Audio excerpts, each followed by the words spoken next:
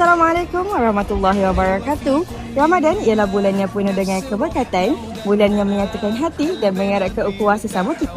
Bersempena dengan bulan yang mulia ini, SMK Mat Kilau berkumpul bersama-sama untuk meraihkan majlis iftar jami'i di peringkat sekolah. Oleh itu, mari kita sama-sama menyaksikan liputan pada hari ini. Saya, wartawan Aimin Kalisha binti Muhammad Jalil, Dan saya, wartawan Sakinah binti Muhammad Jafri. Majlis ini menghimpunkan para guru, pelajar serta warga sekolah dalam suasana yang harmoni dan penuh kemesraan.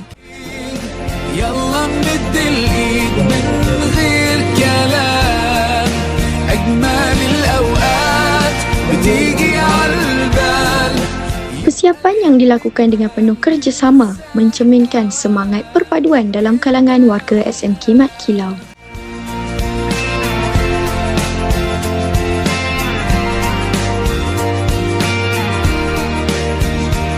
ناس بترتاح لك ساعات ياخدوا قلبك من سكات يخطفوك من غير كلام أصلي فيك منهم حاجات وفي حياتك معدودين اللي بكرة مكملين ده انتوا وقت الاختلاف بنلاقيكم متفقين حتى لوننا وشكلنا يعني أنا شبهك تمام وبتجمعنا حاجات حلوة أكيد يلا نمد الإيد.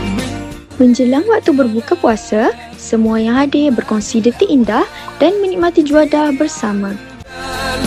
يبقى الحمل جبال ننساه أوام أنت وأنا مهما قابلنا صعب نحس بفرحة غير وياكو كل دقيقة حلوة بيكو بتجمعنا إيه في الدنيا يساوي لحظة معاكو طول ما انتم جنبنا.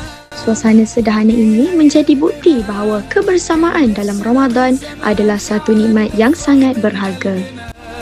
لو تبعدنا السنين خليكوا قريبين ده احنا ما صدقنا لقينا اخيرا ناس تشبه لنا فيهم مننا مهما قابلنا صعب نحس بفرحة غير وياكو كل دقيقة حلوة بيكو بتجمعنا ايه في الدنيا يساوي لحظة معاكو طول ما انتم جنبنا ايه هيهمنا كان نفسنا من زمان فعلا نفرح من قلبنا لو تبعدنا السنين خليكوا قريبين ده احنا ما صدقنا لقينا